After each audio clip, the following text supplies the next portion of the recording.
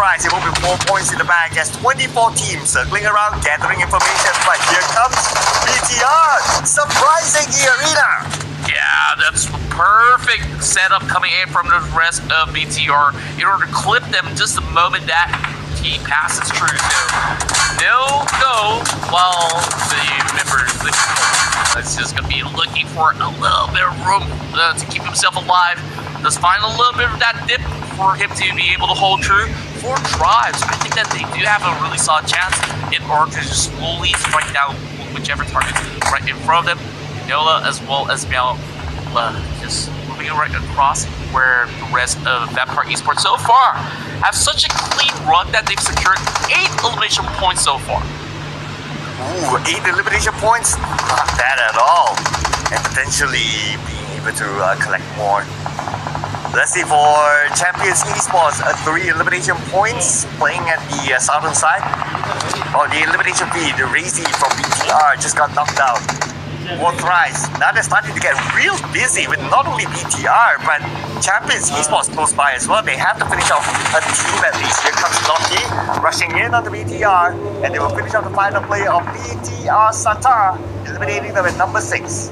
Yeah, they were pretty much overwhelmed right through this small valley and stuff like that. C1, they do have the numbers advantage, and now pinning down Fallout. It's insane what Kino does throughout this run. He's secured 3 points, and now looking for number 4. So the rest of Champions Esports, it will start to close in. Not much space for the rest of 4 tries to be able to maneuver around, but I believe there is still some backup coming in for Fallout, especially Cairo right behind. I don't think he's spotted out just yet. Guys playing the safe approach now. I'll be waiting for the next circle anyway. Might as well. Okay, but he seems to be going for it. Picking up this nade. Circle does not favor him.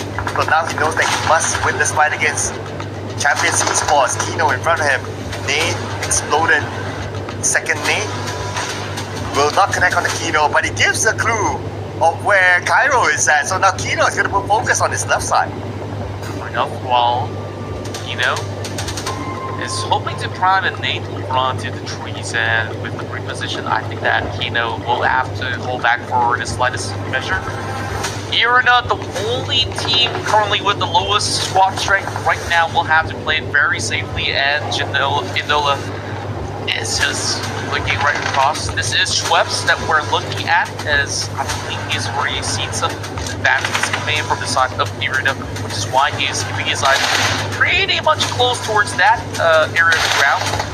While the rest of Vampire Esports are also spotting some of the members of Team Secret moving over onto the south side. So they're not left with much of these options, so if they really have to move, they gotta take out the member of the E-Arena first and foremost. E-Arena now at the road. Not all of them are in the circle yet, and look at E-Arena, taking the damage. At the same time, the Molly came in, but actually the one that landed the final blow is Noki from the side with his M4. And 4 thrives will claim that elimination point for themselves, leaving us with 4 teams left. Yeah, that was just beautiful work out there. They built a prediction as well. At least it was a top 5. Well, Fallout now Luscious out position coming out. You know, the rest of the Vampires are actually striking upon the members of Team 4 Tribes at the very same time. Both of them actually going for those trades, but it is Malo from Vampire Esports that have been able to pin majority of these targets coming from 4 Tribes. And 4 thrives, are they able to pick up their teammates, Falak as well as Cairo? If they're able to, they'll be back as a 4, the team with the most players. We're up against Team Secret with 3, Vampire Esports 3, and Champions with 2. Pick up Noki from the side, from afar, trying to get the 1 knock, almost getting it. But then again, Kazus, safe for now, he's able to find that space to heal. Mela, he actually gets a lot more done, takes out Falak in the process, not Kino. Get so much of all this mission up upon the members of Champions Esports while they barely have enough room to breathe. You can see that whenever they actually move out, they get shut up. And it is going to also be the members of Champions to be very vulnerable to not only them, but Vampires and Team Secret at the very same time. Vampire, they might show up anytime soon, coming in from the north. What are you waiting for teams to cancel out each other before they come into? But now with the stage 8 circle, Champions Esports, they do not have the circle at all. They have to move forward. But right in front of them, there'll be other teams waiting. Naturally, the 4 teams with stage 8. Everyone's just so close to each other now. There's barely enough room for them to actually work around with Team Secret, though. They still have to deal with the rest of Vampire Esports on. That's the team that's taking majority of space from them, as a matter of fact. Having so much of that readability at the moment, Mela now pushes forward as they want to now conclude the fight by knocking over some of the members of C1 once again. Great catch, and there is Saki. Then they will be able to go on a massive rampage with 10 points. Wow, 10 now for Vampire Esports. They're on the roll so far. But then again, Team Secret and Fourth Rise will challenge them for the chicken dinner. Let's not forget about Team Secret. They're actually behind Mela. Mela could be surprised if he's not alert. He'll be tunnel visions onto Fourth Rise only. All these teams so far in the circle. We're approaching stage number 9 soon, where the circle will close entirely. Fourth Rise. They have to find a way to cut across the road. They do have vehicles as an option, so let's see what sort of strategy will they deploy with Mela single-handedly just keeping Fourth Rise across the road. Just being the gatekeeper, like you said, they can actually consider the vehicles, which I think is a safer alternative, but I'm wondering if they can just get the engine to ramp up fast enough while Baki is also giving them a little bit more of pressure, especially with Team Secret hoping to actually climb up, gets a good angle up against Schweb. He does actually get the knock, and now up against Malo, trading so beautifully well. 4 tribes here on something right now. On Fourth Rise, they need to reset. Time is on their side as the zone is starting to close right now. Noki going in to save his teammate while Vampire Esports resetting as well. Team Secret, they have the advantage because these 2 teams are trying to cancel out each other. Zerus with his nade, cooking it up. Lalo and Janola, we need to be extra careful. They could land on top of them, but he decided not to use his nade, so just back to his Scar L. But looks like the nade did land on the Malo, chipping down his health to 20%. They barely have enough room to actually move out, and they are absolutely exposed to the wrath of Team Secret. They finally get the job done, but with the weakened side of Vampire Esports, what are they going to do? Are they going to be able to rush right through the rest of Team Secret? Zerus now going toe-to-toe up against Malo, and it is going to be a full launch, and sees Malo coming up ahead. Oh, the fight's not over yet for Vampire Esports up against Team Secret right now. 3v2, Malo takes a decent amount of damage. But before that, he secures the elimination point by taking out Zerus. The ball is just right in front of him. He cannot move for the ball, but still able to get that one knockdown on Typhoon for the lower ground. Typhoon will be eliminated. Vampire Esports. How can you doubt this team? Vampire Esports now moves all the way back up with this huge chicken dinner. A flawless run so far, as we saw them being in control throughout the whole run. Despite Tony K altering very early on, it really felt like nothing can stop them on what they're up to on the high ground. Oh, not at all, not at all. Vampire Esports, they have to manage like 2 teams at the same time. Fourth Rise and also Team Secret coming from behind, but they're still able to. Beautifully executed by Vampire Esports. I mean, this is basically the Thai super team that we're talking about, and it's not their first time getting the chicken dinner. They also scored this chicken dinner together with 30 eliminations. So that's 23 points collected by Vampire Esports this round. Yeah, it's just beautiful stuff. And you can see the amount of damage output this team brings to the table.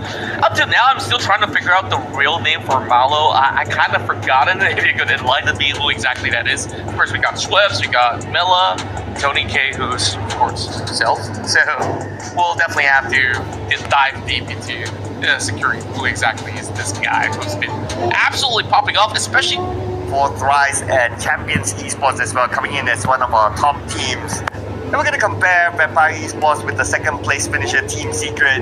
When it comes to eliminations, it equals with the amount of damage output. It all favors Vampire Esports.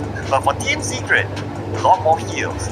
So they've been taking a lot more damage as compared to Vampire Esports. Yeah, they were spending a little bit of time outside of the blue, and at the very same time, we saw those exchanges between them as well as 4 tribes and a couple of all these squads that comes in prior to the final few engages. Therefore, Team Secret, as much as they were playing a safe route, it wasn't exactly all to safe towards the point that they were unsusceptible for some of all these multiple angle engages. But our MVP of the run undoubtedly will be Schweppes with that 7 information that he has acquired, and that damage output is kind of absurd here. Think about it. Yeah, 1,219. Wow, with 7 eliminations, he's been bringing in the frags for the team. Schweppes without his signature afro, which is a look a couple of seasons now. I do miss the afro though, but what's important is that he's still able to put in the performance for the team. And besides Schweppes, of course, we gotta give it to his teammate Onzen, 5 eliminations, and then we have Noki, 4 eliminations, and another player from Champions Esports, Kino, again showing up as the top performer. Yeah, Kino so far has been phenomenal. You saw they were playing over on that bit. Because of his effort, he's been able to really hold out 4 tries for a very, very long time before, of course, getting well with even the pressure coming in from, Team Secret, Vampire Esports that had a better view from those mountain sides. So, Vampire Esports, this is a huge parade of points with 23 being stashed in with Team Secret to be 10 points short from the record achieved by our winning squad. So I would say, at the very least, a lot of all these back and forth where the only few teams that didn't really get too much are the Malaysians with 7-9 and Kodak falling off very early on. Yeah, and that includes Celcom DG Alliance as well. It's a bit unfortunate for them to be down there, but it's a marathon, it's not a sprint, so there's still games to go for them to come back up.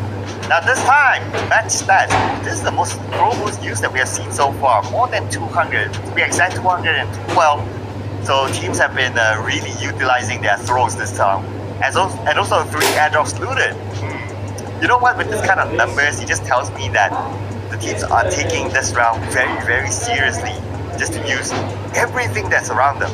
Yeah, these are the kind of static numbers that we actually see in all these big tournaments, so I'm glad to actually witness all these squads actually putting even more effort as we go round after round. So moving back to Erangel definitely will be pretty interesting as to how the tempo will actually rise. So that's it. We gotta get the updates onto the port where Vampire Esports will now close in the distance to be in the top 4, chasing up against CD Alliance, who didn't manage to score that many points this round.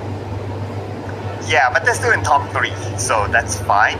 Hora Esports only managed to get 2 points this round, but they're still the only team to score more than 100 points, so that's still pretty sweet for them.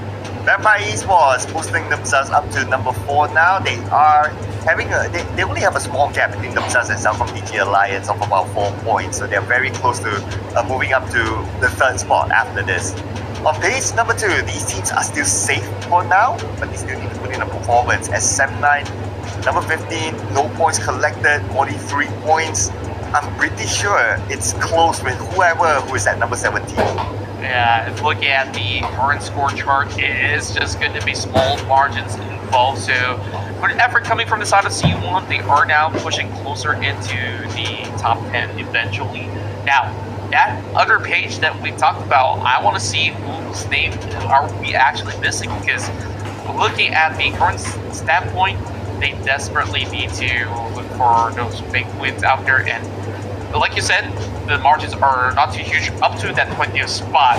AST now climbs up to be able to match up to DRS as well as Boom Esports, while more effort needs to be displayed from Claw, FaZe Clan, Blue Squad, as well as Dota.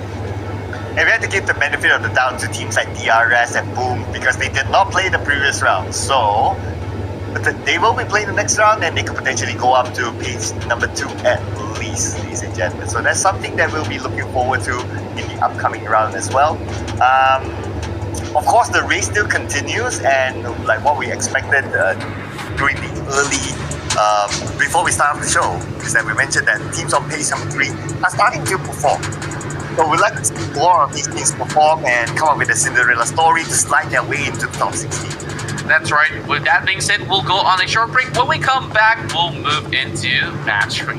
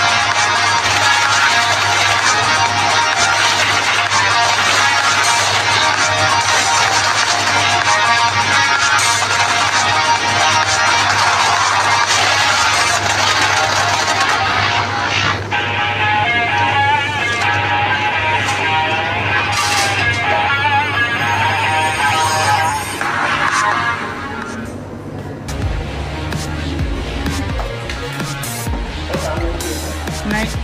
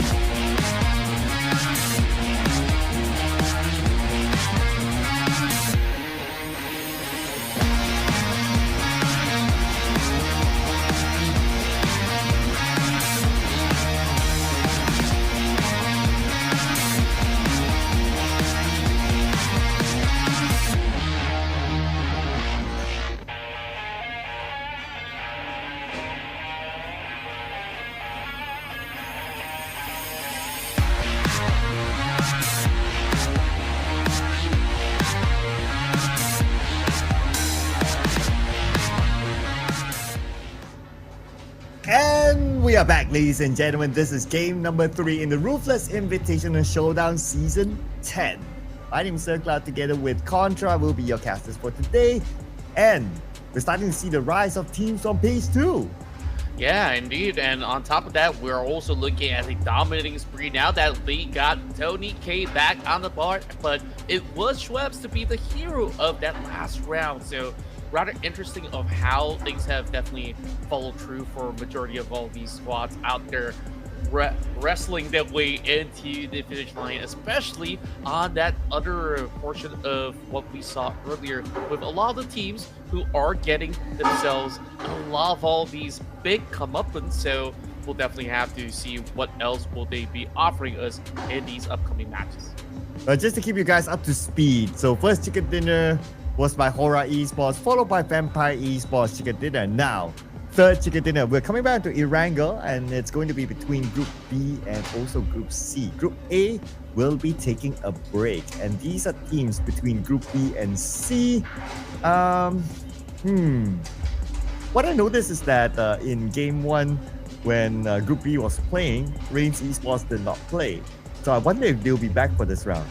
Yeah, and hopefully they would be able to at least garner a little something moving into this upcoming matches. And look at the current standpoint, we are actually getting plenty of all these room for even DRS to also climb back up. So Group B, they're definitely looking for redemption, because even the likes of ASIA, Blue, Claw, Reigns, they're hoping to at least form a big push. So with Vampire Esports currently thriving, I wonder if they will get themselves a double chicken dinner, just like how the rest of the days have seen winning teams to hop on board for 2 chicken dinners.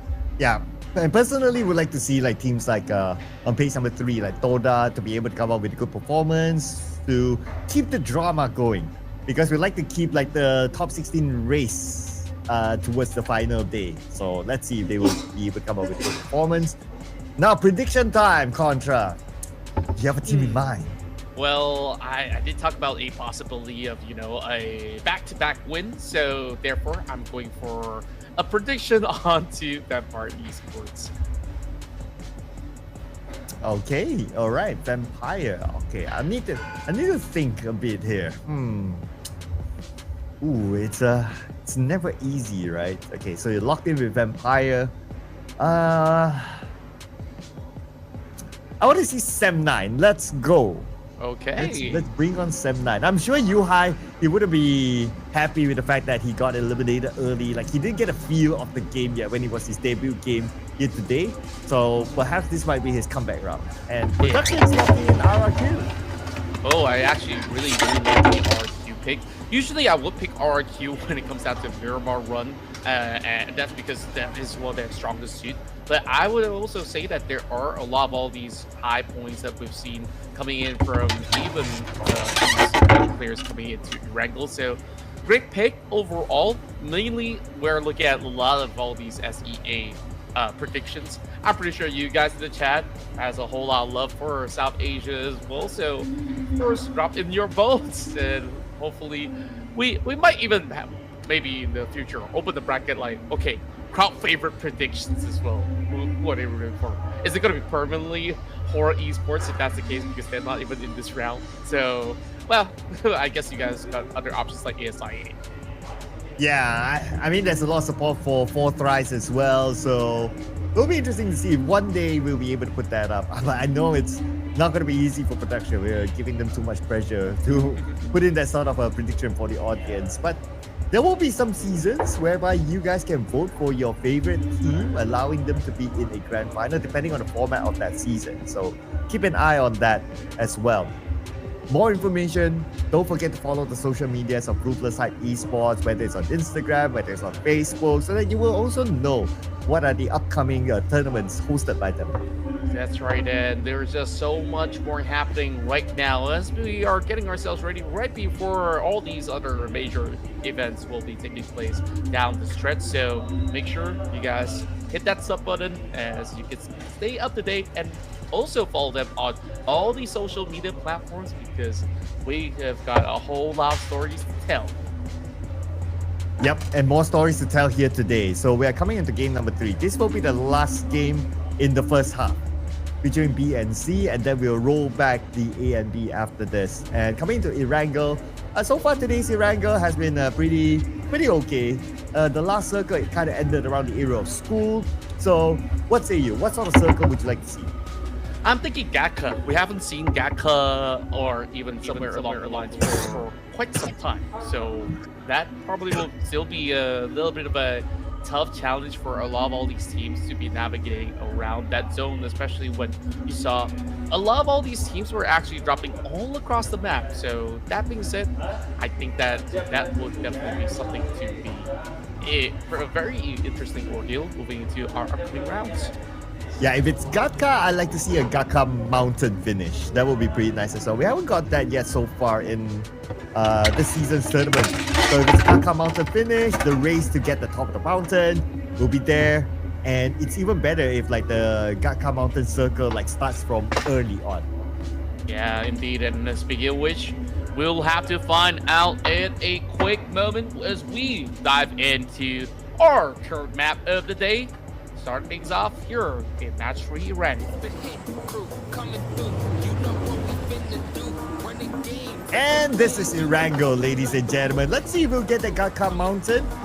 Because right now, based on the flight path, okay, we might or might not be passing by Gatka.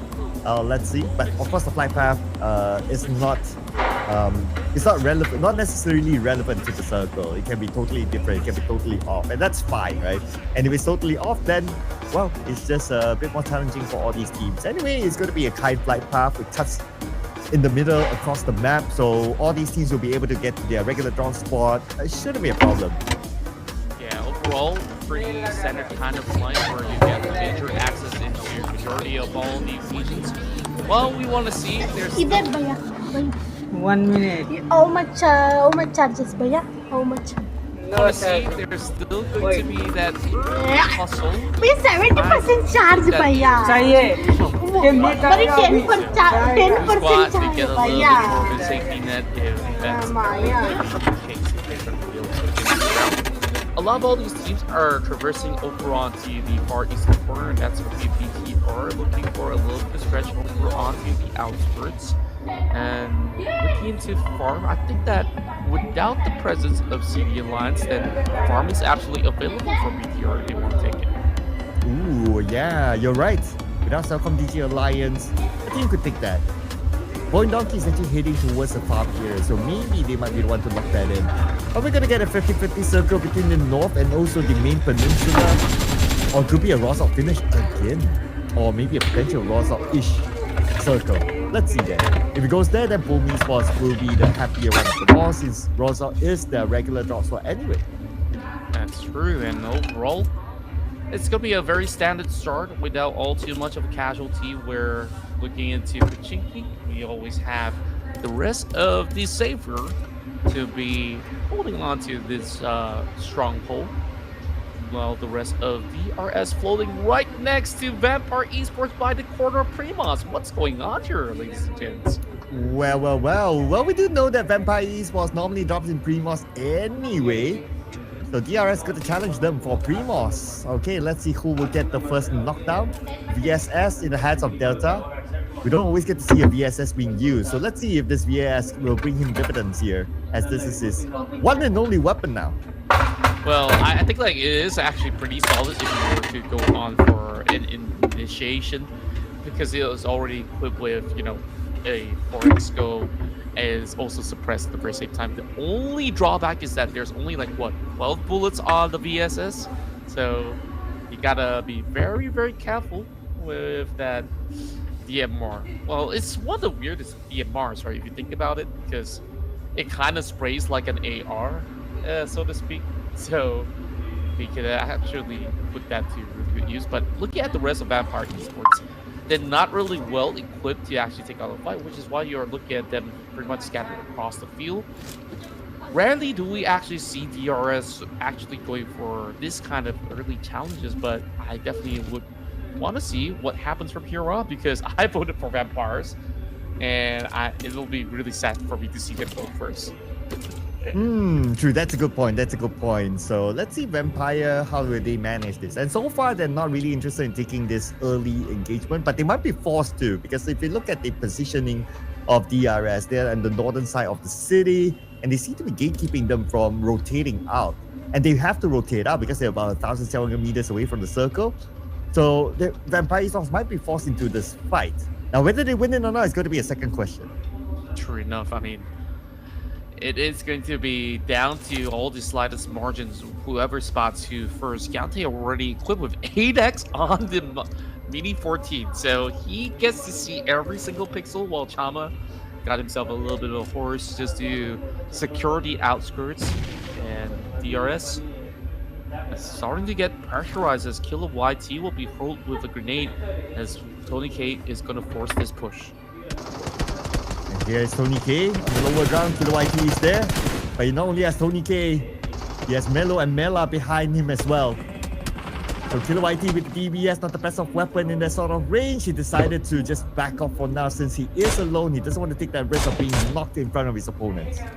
Yeah, and over on the side of Gante, as much as he's got the 8x scope, isn't exactly all too easy to actually catch all these moving targets at the very same time. Vampire Esports actually putting just about enough pressure, but do they spot Chama over onto the valleys though? I mean, here he's over onto the hillside, hasn't really made his presence felt just about yet, but once he does, then it will further suppress the rest of Vampire Esports. Both sides is the 50-50 now. I have a feeling that Vampire Esports is not interested to take this fight, but DRS, they're not letting them go. They even position one player on the hilltop. So for Vampire, they don't really have a choice. If they are able to get that one player on top of the hill, then maybe they can find an exit. But then again, it's still pretty tight for Vampire. Looks like this fight is inevitable. Yeah, it's a gridlock situation. No vehicles thus far. It's Melon actually securing one after a while. As he goes in chasing 8 hordes as Chama. Position has been compromised now. DRS is also pretty much stuck within the city, if so to speak. Unless, of course, Chama just decides to bail out, leave his teammates inside the city, then it's going to be a different story. But he will be repositioning over onto another side of the lower ground of the hill. So a little bit of prio has been lost from the side of DRS, but that might just be spotted out with Trev once again, swerving all the way past just to ensure that they will keep his position in check. So DRS kind of revealed their location to the rest of VP, so to speak. But they're going to say hello to the blue soon, so I don't know how long this fight can continue on. Vampire, at least 2 of them, managed to find an exit on the left side, but the other 2 players are still within Primos. No, I don't know. I don't know how they're going to get out of this. And it's still DRS. They don't want to let them go those points for themselves. And totally understandable, right? If you look at DRS composition, they are number 18. So points that they can get, they will go for it. Yeah, so what happens here is that looking at Mela, he did manage to pick up another vehicle so that they can actually bail out Tony K as well as Malo. So just like what you said, they are uninterested in just going for that full fight. So with that pickup, they are still leaving Malo behind. So it is definitely a very interesting option. He doesn't really have mats though. So they gotta once again pick him up. They're doing it one after another. So I guess DRS, they will also try to retreat as they found themselves a hug for craft in return. So very respectful run coming from both teams. And here's the blue, 100% on top of them. DRS is still circling around. They want to find the remaining members of Vampire. But Vampire, they managed to escape. Okay. Yeah, they managed to escape. They're on the clear now. They somehow found a way out. So DRS is their time to move it. I'm not sure if they know that Vampire has exited this area though. Yeah, most likely they would know, so to speak. But for them to really fully commit, I guess like now is the time for them to try to look for whatever other first aids that was unlooted by Vampire Esports. Vampire, I think their next pit stop is going to be around the hospital grounds, which we've seen them play around that area for plenty of times. So going over on the side of Dodak, I think they've met up with some of the members of RRQ just by the corner of shooting range. What will be pretty interesting is to see how these teams actually commit over onto these grounds, but we're once again seeing another circle around Pochinki as well as school. Yeah, this circle looks familiar, right? It looks like the first round that we have seen today. So far, no eliminations. Oh, there's one elimination, and Vikings, one of the players got eliminated. 7-9 seems to be in a bit of a scuffle here. 2 players currently knocked, but they fight back though. And it's going to be Reigns Esports. Okay, they're back in the game, ladies and gentlemen. And with their debut today, they finish off 7-9. Yeah, that was a really strong start. Taking out the entirety of 7-9, where I'm not really too sure of what's really going on with the Malaysian squad, where we've seen them bow out very, very early throughout these past couple of days. And knowing them, usually they are a very feisty bunch, but going up against Reigns, it is definitely going to be a tough feat, as they're definitely known as some of the best in the world at this point of time. Vampire Esports, we can see that they're still tanking out the zone, falling very low. I don't think they really have much of these med packs with them, so that is definitely a cause for concern for the Thai squad overall. Yeah, they didn't really have the chance to truly loot inside of Primos, right? So, yeah. But I'm sure they have a backup plan. They rotated towards the left side, and last we checked, there were not many teams there, just because of how the circle shifted. So they could be able to find a good amount of loot while they plan for themselves to get into the circle, which we are at stage 2, and stage 3 will be coming soon. That means they need to come in rather soon, sooner than later. But I wonder where they are now, across no matter how far they are. But it's Vampire Esports. I mean, this is a team that is super duper experienced. They know their timing for sure. Yeah, and especially if they're going to be coming in from the west side, I don't think it's highly populated as compared to the current central zone. So they should have some form of leeway. You could say the same about the rest of Reigns as well. After winning out their fight, they're fully restocked. And speaking of which, here comes a challenge right through. It is going to be Grace quickly taken off the list by Pecco as well. So clean stuff coming from RRQ, securing the grounds over on the corner of Rosal, but there's still much more to do up against Boom Esports because they've always been around Rosal. Yeah, and Boom Esports, this is their home ground essentially. So they know this place like the back of their hand. It's just a matter of whether teams want to challenge Boom Esports. But they seem to be leaving there. They're interested in school instead. And heading to school, Talon has secured their position within school itself. While we will observe the next phase of the circle, Boom Esports, they notice that Talon is there. Not interested in the school compound no more. They shifted themselves to the school apartment instead.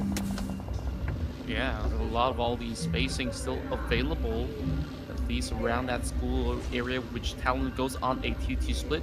Flying Donkey playing the outskirts of Pachiki as they are taking the intersection from the crossroad into school. BTR will be their friendly neighbor for the time being, so no heavy engagement. We're definitely seeing a much more serious tone played out by majority of all these teams who are currently in the field. So look at the situation. Tony K this time driving deeper into the regions while Reigns Esports now picks up another kill. A little bit of a straggling unit coming through with the rest of Vampire Esports is climbing up the hillside as they've already yoinked one out of the list. Wow, Reigns coming in with a bang. Now already 5 eliminations dominating. On the elimination feed, we have RRQ and Boom Esports. Lapa pretty low, but they managed to finish off Boom Esports without a single casualty on their side. Clean 4 points for RRQ. Yeah, and the Pecco once again really banking up a lot of all these great initiations with the support coming from the side of Salomon, while Pepang getting a little bit more of that region secured for the Potato Hills. Look at the hillside. I believe DRS is pretty close by as we speak of it. Delta having himself that hovercraft as they take the high ground instead.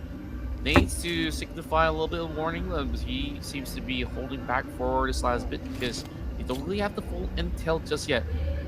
I like the colors of both of these logos to be very similar in both red, white, as well as blue, but or is that aside, DRS, I want to see what do they do with this position. Yeah, I know, right? Like if you just have a glance, you'd be like, oh, that's the same logo, but okay. Yeah, you have a good look and then yeah, it's obviously different. But Claw, interesting enough, so they shifted their base from South Asia now to Indonesia, picking up Boboho's team. And Boboho's team is like this comeback team of very, very experienced players. We'll talk about that in a little bit more as DRS. They will start off their round by taking out Tony K from Vampire Esports. I like that they are actually meeting up once again, and this time DRS got the better end of the trade. Just by rotation itself, the Vampire Esports have already lost 2 of their players, so maybe I should stop predictions, right? Because every single time I vote for somebody, it doesn't seem like it's offering them all too much good luck. But as we speak of it right now, ASI8 draws himself into a fight up against Talon with YK over onto the other corner.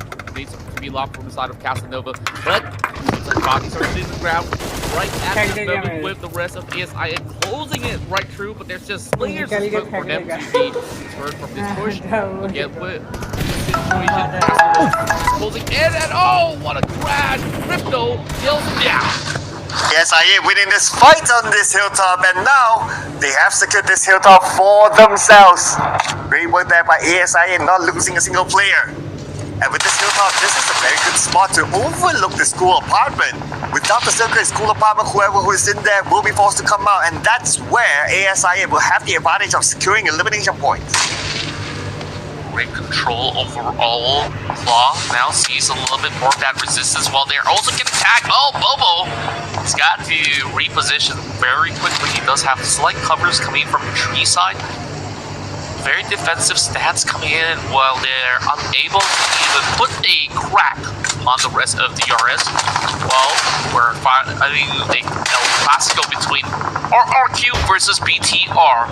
The Indonesian Titans going back and forth, but it is a relatively safe distance between them once they play through some of all these maps. And so many teams on this potato here, you gotta think about it. Claw and DRS, and also Dora here. Let's see, are they gonna continue the fight or are they gonna leave this one? Still DRS, they're circling around, they're trying to find the members of Dora or try to gather information at least of where exactly they're at. But we shift forward to FaZe Clan now. FaZe Clan against ASIA with Macarius picking up this nade right in front of him. Is going to be a member of ASIA to eventually lead him down. But he switches to a DBS, and the DBS will gain him that point. Well, great repositioning as well as great control coming from Macarius in order to save his entirety of his team. And just like that, ASIN kind of crumbled, leaving themselves vulnerable while the rest of Claw, once again, being pinned by the rest of Chama. This fight is far from over with KiloYT driving in with the hovercraft, running him down with a ton of damage, rampaging right across. Making that 2 hovercrafts as they don't really need to actually bring the bullets into the fight. And he's going for another rampage, knocking down Boboho. Who needs weapons if you have the hovercraft, ladies and gentlemen, a fully protected vehicle? And with that, they're able to take out the players in front of them. Man, that was savage. Claw Esports out at number 13, but they're not out of the fight just yet. Dora right now, moving to go against DRS. Getting just out of his vehicle, good that one knock on Dora. Yeah, it's running a little slow, which is why KiloYT also have to jump out, only down to a member left on both sides. KiloYT, he's going to be able to once again hop on the hovercraft, secure some beautiful points, repositioning, and once more, they got to dodge all these rampage. And KiloYT, he hops out, but quickly being secured with those shots coming in from the S12K. Oh, the countermeasure came in for Dora. Took advantage of their situation where they were still like resetting themselves after their elimination of Claw Slayers. Well, that's that. And now FaZe Clan, we're back onto the potato hill. Here comes FaZe Clan against Dora. They managed to reset, but FaZe Clan, full squad against Dora. Yeah, that was just so fun to watch. That position